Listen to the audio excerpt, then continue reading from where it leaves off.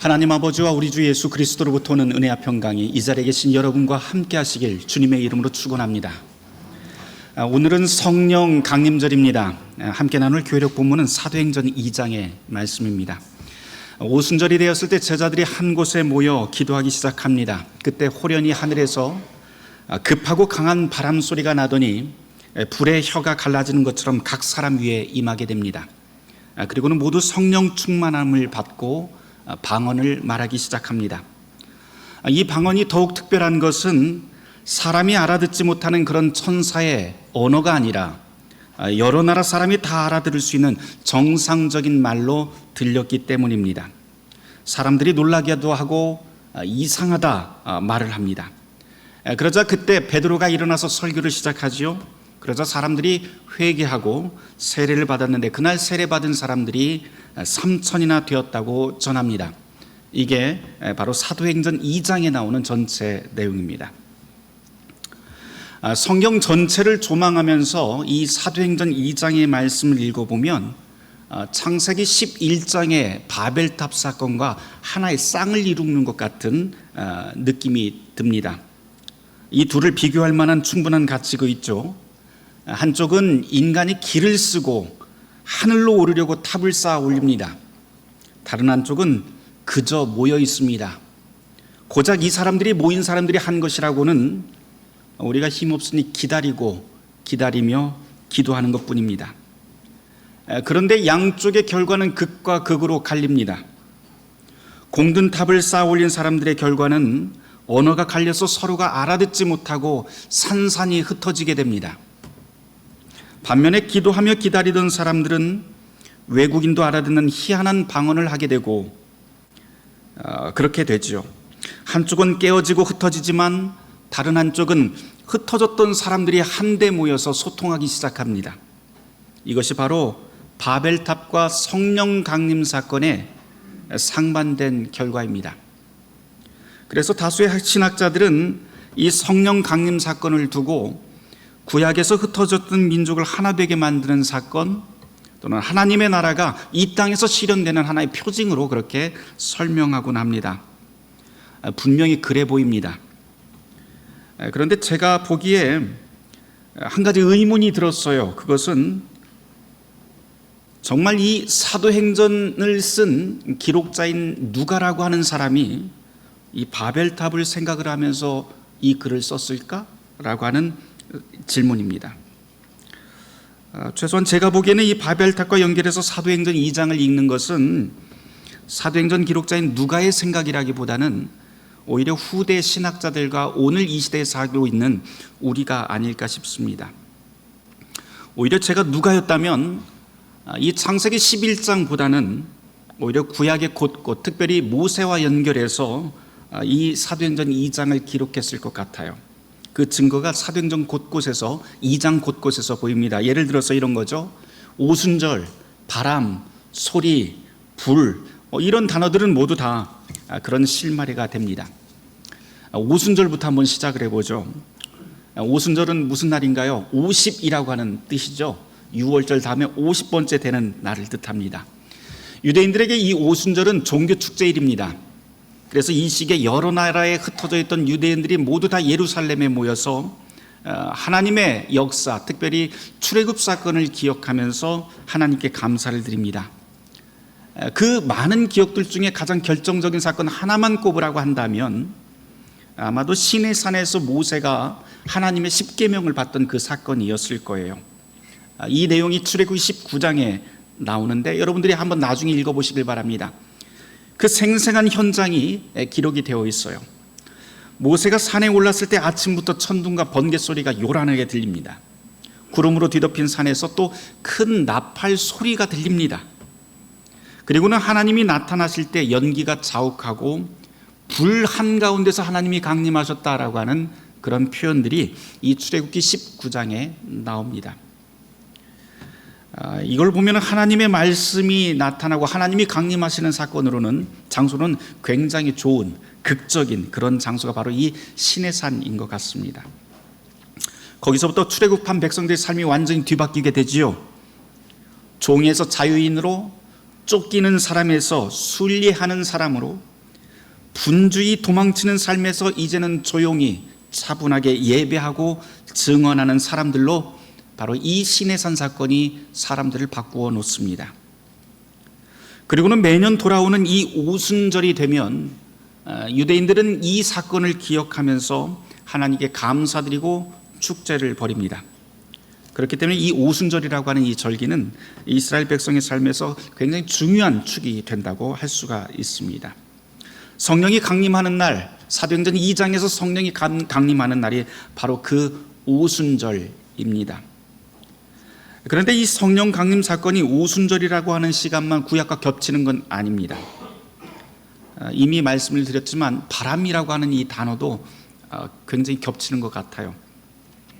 우리는 사도행전 2장 2절 말씀은 그냥 싹 스쳐 지나갑니다.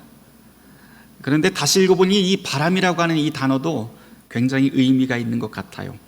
왜냐하면 이 시내산 하나님의 산에서 급한 바람이 불어닥쳤다는 것은 비단 모세만 경험했던 건 아니고 그 이후에 엘리야 같은 선지자들도 바로 이 급한 바람들을 하나님 한가운데서 경험하게 됩니다. 그런데 바람이 어디서 오는지, 어디로 가는지, 바람이 어떻게 생겼는지 우리는 알지 못합니다.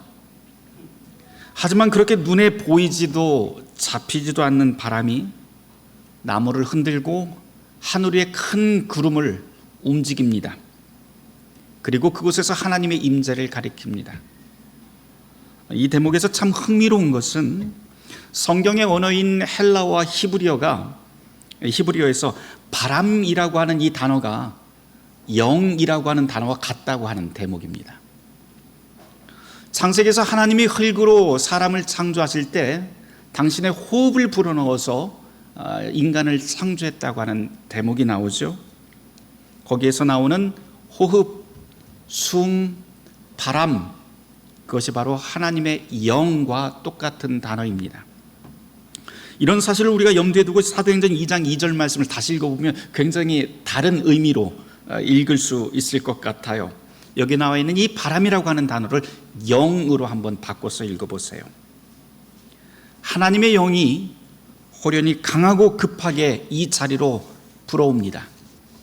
한 곳에 모인 제자들의 의지와는 전혀 상관없이 바람이 불어와서 나무를 흔들듯 성령이 거기 모인 사람들을 흔들어 놓습니다.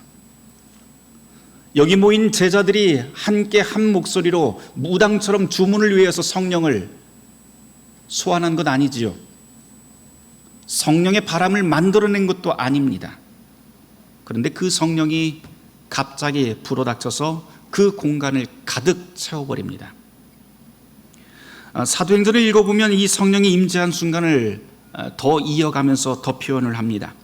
사도행전 2장 3절 말씀에서는 그 성령이 불의 혀처럼 갈라지더니 각 사람에게 임했다라고 표현합니다. 이 구절을 깊이 묵상할 만한 가치가 있습니다. 불은 어떤가요? 불은 어떤 사물을 감싸면은 밖에 머물지 않고 속까지 다 태워버립니다. 불이 우리를 감싸면 우리의 속까지 다 태워버립니다. 그 불이 우리를 이전과는 다른 표정, 이전과는 다른 분위기, 이전과는 다른 말씨, 다른 생각, 다른 태도로 탈바꿈 시킵니다. 게다가 그 불길은 거기서 그치지 않습니다. 불이라고 하는 것은 상대를 가리지 않습니다. 강한 자나 약한 자나 부자나 가난한 자나 가리지 않고 태워버립니다. 그리고 중간에 멈추지도 않습니다. 이 불은 계속 번져나갑니다. 우리가 성령의 불에 휩싸면 바로 이런 일이 우리 가운데서 일어납니다. 성령의 불은 결코 한 자리에 머물지 않습니다. 그 불은 나를 구경꾼으로 만들지도 않고 나를 태워버리면서 나를 넘어 다른 사람에게까지 이 불을 번지게 만듭니다. 그게 바로 성령의 불입니다. 내가 체험한 것을 다른 누군가에게는 말하지 않고는 견딜 수 없게 만드는 것이 바로 성령의 체험입니다. 그런데 여러분, 여기서 주목할 게 있어요. 이 성령이 강림하던 날 그 방에 많은 사람들이 모여 있었죠. 그리고 모두가 다 성령을 체험합니다. 하지만 그 사람들이 군중 심리에 흡수된 게 아니라고 하는 것을 사도행전 기자는 우리에게 밝혀놓습니다. 이게 중요해요. 군중 심리가 아니라 오히려 그 반대입니다. 성령의 불은 거기 모인 한 사람 한 사람을 감싸면서 그들 속으로 들어갑니다. 이 표현이 바로 3절 말씀, 불에 혀처럼 갈라지는 것들이 그들에게 보여 각 사람 위에 하나씩 임하였다라고 하는 구절입니다. 거기 모인 사람들이 큰 모닥불을 펴놓고 함께 몸을 데운 것이 아니라 하나님이 나눠주시는 그 불꽃이 한 사람 한 사람씩 가장 깊은 곳으로 들어가는 그 체험, 그것이 바로 이 표현입니다.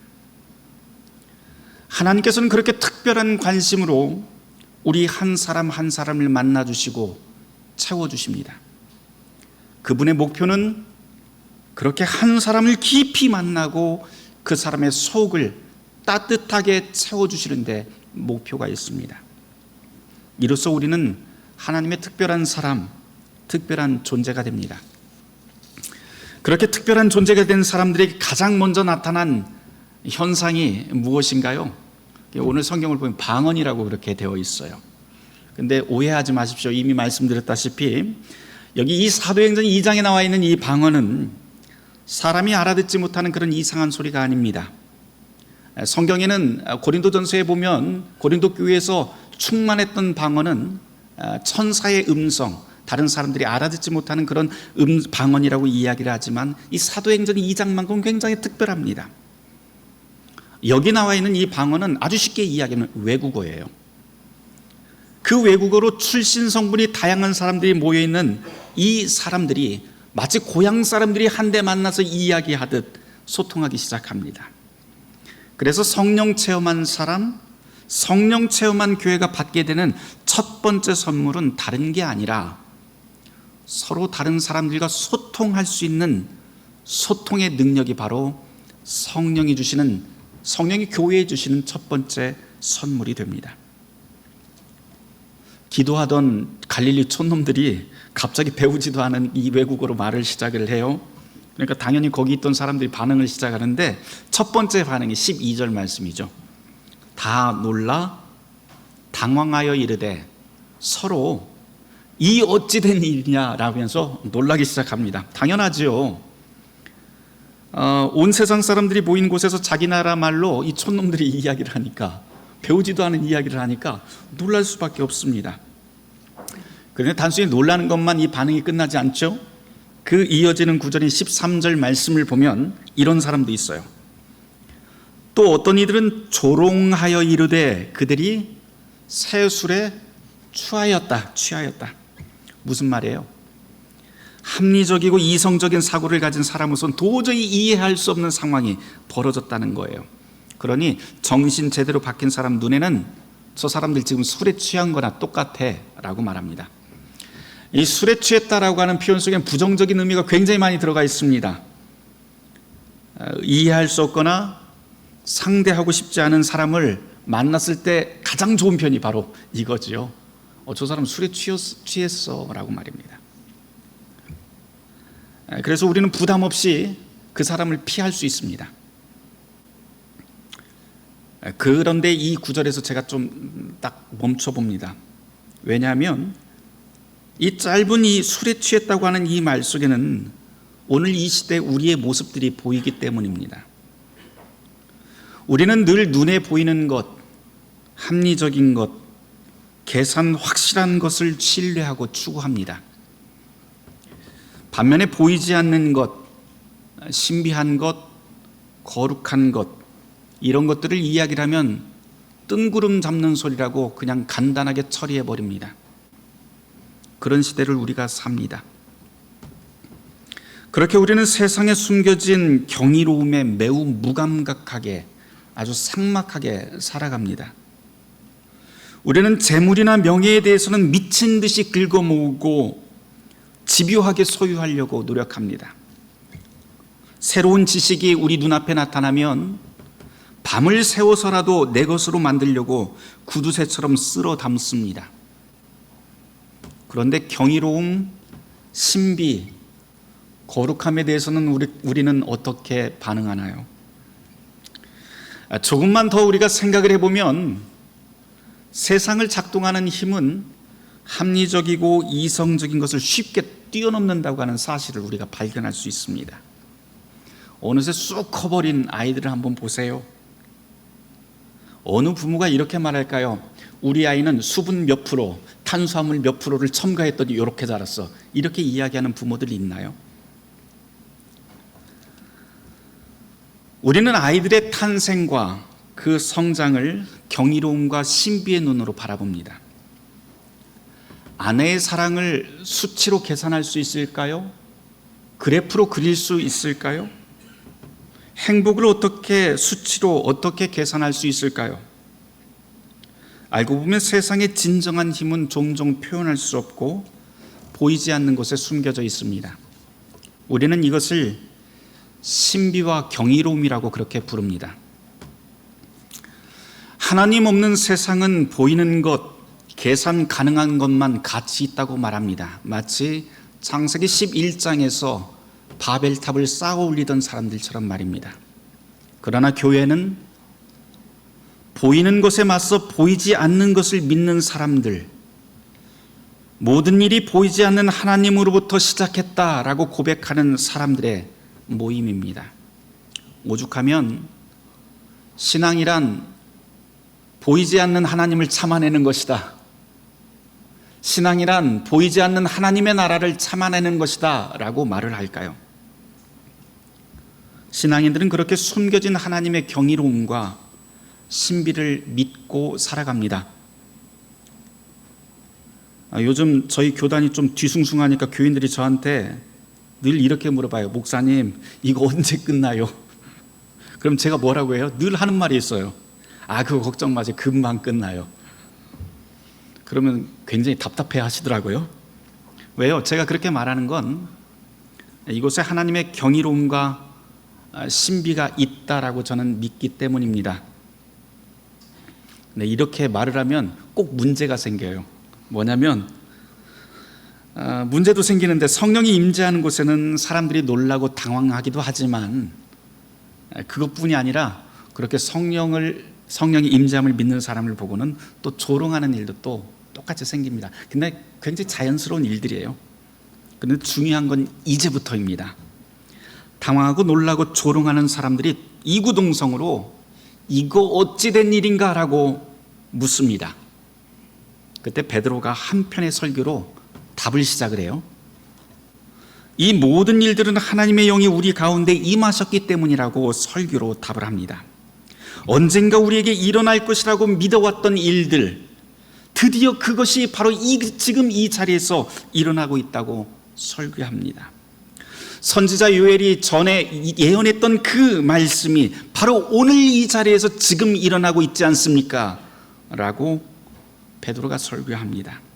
그리고는 이 모든 사건의 중심에 하나님의 능력, 그리고 십자가에 달리셨다 살아나신 그리스도 예수가 있으니 누구든지 주의 이름을 부르는 자는 구원을 받을 것이라고 아주 담대하게 설교합니다. 그러자 이 베드로의 설교에 군중들이 반응하기 시작을 하죠. 첫 번째 반응이 37절 말씀입니다. 뭐라고 되어 있어요? 이 말씀을 듣고 마음이 찔리기 시작했다라고 표현을 합니다.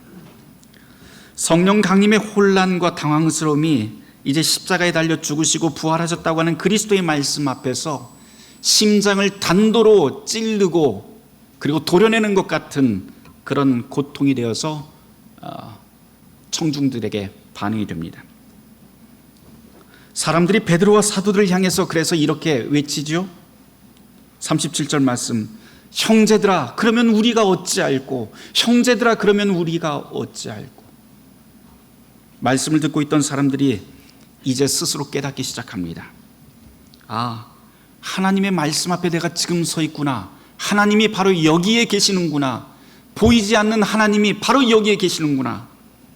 나는 어찌할까? 나는 더 이상 이제 구경꾼으로 살 수가 없구나 하고 말입니다. 그런 깨달음이 거기 모인 사람들의 존재의 중심을 뒤흔들기 시작합니다. 베드로가 이제 답을 시작을 합니다. 38절에서부터 41절 말씀인데요. 여기는 우리가 같이 찾아서 같이 읽어보면 좋을 것 같습니다. 사도행전 2장 38절에서부터 41절까지 말씀입니다. 같이 읽습니다. 베드로가 이르되 너희가 회개하여 각각 예수 그리스도의 이름으로 세례를 받고 죄 사함을 받으라. 그리하면 성령의 선물을 받으리니 이 약속은 너희와 너희 자녀와 모든 먼데 사람 곧 주 얼마든지 부르시는 자들에게 하신 것이라 하고, 또 여러 말로 확증하여 권하여 이르되 너희가 이 패역한 세대에서 구원을 받으라 하니, 그 말을 받은 사람들은 세례를 받음에 그날의 신도의 수가 3,000이나 더하더라. 아멘. 베드로의 응답을 간단히 줄이면 딱 세 가지예요.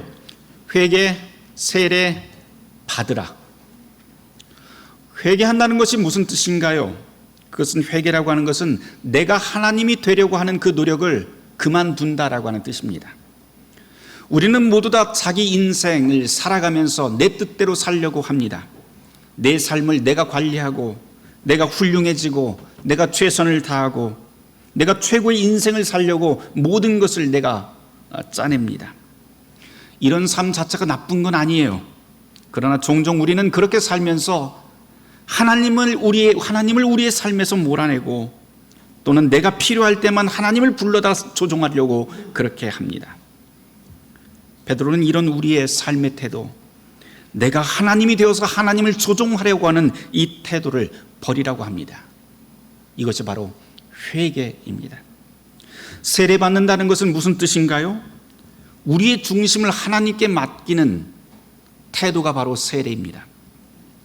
세례받을 때를 여러분들 생각해 보세요. 세례받을 때 우리는 늘 수동적인 태도를 취합니다. 내가 내 머리에 물을 붓지 않습니다. 우리는 다른 사람이 내 머리에 물을 붓도록 머리를 내밀고 고개를 숙입니다. 그리고 나의 몸을 맡깁니다. 나 세례받았어라고 내가 소리치지 않습니다. 다른 사람의 목소리를 통해서 들려오는 음성을 겸허히 듣습니다. 그게 세례입니다. 그 세례를 통해서 우리는 하나님께 우리 자신을 모두 다 맡깁니다. 세례받는다는 건 내가 하나님을 부리겠다라고 하는 것이 아니라, 이제 나를 하나님의 손에 맡깁니다라고 하는 고백입니다. 베드로는 또 죄 용서와 성령의 선물을 받아들여라라고 그렇게 또 선언을 하죠. 받아들인다라고 하는 것은 또 무엇일까요? 그것은 우리의 모든 일상에서 하나님의 손길을 경험하려고 나를 개방하고 산다라고 하는 뜻입니다. 바람과 불, 작고 세미한 소리, 꽃향기와 새소리, 심지어 악취와 소음 속에서도 하나님은 일하십니다. 베드로의 설교에서 받아들인다라고 하는 말은 그 하나님을 경험하기 위해서 언제 어디서나 우리의 오감과 정신을 모두 다 개방해 놓고 살겠다고 하는 말입니다. 이렇게 하나님의 영에 반응하면서 사는 사람은 이제 이전과는 같은 삶을 살지 않습니다. 전혀 다른 삶, 생기 있는 삶을 살게 되는 것이죠. 그 힘찬 삶은 내가 만들어내는 것이 아니라 바로 우리 밖에서 불어온, 그리고 내 안에 내주하시는 성령의 선물이 됩니다. 프랑스 작가 자크 엘률이 두 가지 종류의 종교니 있다고 설명하는 대목을 읽은 적이 있어요. 하나는 시계고요, 하나는 나침반인데요. 시계와 나침반 한번 여러분들 비교를 한번 해보세요. 시계는 작동하는 그 에너지원이 다 내부에 다 있습니다. 그래서 시계 안에 있는 부품들이 오밀조밀하게 모여서 정확히 배열을 하고 정확히 조절해야만 정확한 시간을 알려줍니다. 그런데 나침반은 좀 완전히 다르죠. 나침반을 움직이는 동력은 어디에 있나요? 내부에 있지 않고 바깥에 있습니다. 그걸 우리는 자기장이라고 부르죠. 언뜻 보기에 구조는 나침반은 굉장히 허당이에요. 뭐 들어있는 게 없어요. 굉장히 간단하고 엉성합니다. 그런데 그저 바깥에 있는 그 자기장의 힘에만 반응합니다. 그런데 이 시계와 나침반의 모델을 종교단체에 적용해도 아주 좋을 것 같아요. 어떤 종교단체는 참 시계 같아요. 그 종교단체 안에 이것저것 다 치밀하게 다 갖춥니다. 큰 일을 할 수 있도록 사람들을 끌어모으고 의미 있고 가치 있는 일을 할 수 있도록 온갖 각종 프로그램과 체계를 만들어서 1년 내내 돌립니다. 교회도 그런 교회 있죠, 그렇죠? 그런데 교회의 기원, 사도행전 2장에 나와 있는 교회의 탄생을 우리가 조용히 묵상을 해보면 교회는 시계라기보다는 나침반 같아요. 교회의 임무는 아주 간단합니다. 우리는 밖에 있는 분, 우리 눈에 숨겨져 있지만 그 숨겨진 그분을 향해서 우리의 가슴을 그쪽으로 향하게 하고 그분께 반응하면서 사는 게 교회의 본질이고 기능입니다. 사도행전 2장에서 보았던 성령 받은 사람들을 한번 떠올려 보세요. 그들이 한 곳에 모인 까닭이 무엇이었을까요? 그들이 하나님을 부르려고 그 자리에 있었던 것 아닙니다. 하나님이 그들을 부르셨고 그들 한가운데서 일하신다고 하는 것을 사도행전 2장의 말씀은 우리에게 설명합니다. 그래서 기도했던 거죠. 성령이 강림하던 그 자리에 출신과 성분, 인종, 언어와 관습, 종교관이 완전히 다른 사람들이 그 자리에 모입니다. 그런데 분명한 점은 그렇게 생각과 말과 행동이 달랐던 사람들이 성령 때문에 하나로 이어진다고 하는 사실도 우리는 주목을 해야 됩니다. 이처럼 교회가 탄생한 교회의 기원이라고 하는 것은 내 생각과 같은 사람, 나를 지지해 줄 사람만 모이는 그런 동호회가 절대 아니라고 하는 것을 우리에게 가르쳐 줍니다. 오히려 그 반대이죠. 교회라면 서로 다른 생각, 다른 사람, 서로 다른 세대가 공존하고 서로를 품어주고 서로의 조각이 되어주며 무지개처럼 더불어 빛나는 삶을 만들어가는 곳, 그것이 교회입니다. 그 모든 일이 바로 성령의 선물로 우리에게 주어집니다. 사랑하는 성도 여러분, 오늘 성령 강림절인데요, 오늘 우리도 기대를 품습니다. 2000년 전 모여서 기도하며 기다리던 그 제자들에게 성령이 불어와서 각 사람에게 임재합니다. 그 성령이 오늘 저와 여러분에게도 함께 임하실 것입니다. 이 성령의 선물이 저와 여러분 모두에게 가득하기를 주님의 이름으로 축원합니다. 모든 지각에 뛰어난 하나님의 평강이 그리스도 예수 안에서 우리의 마음과 생각을 지키실 것입니다. 잠시 침묵 기도하며 함께 기도하도록 하겠습니다.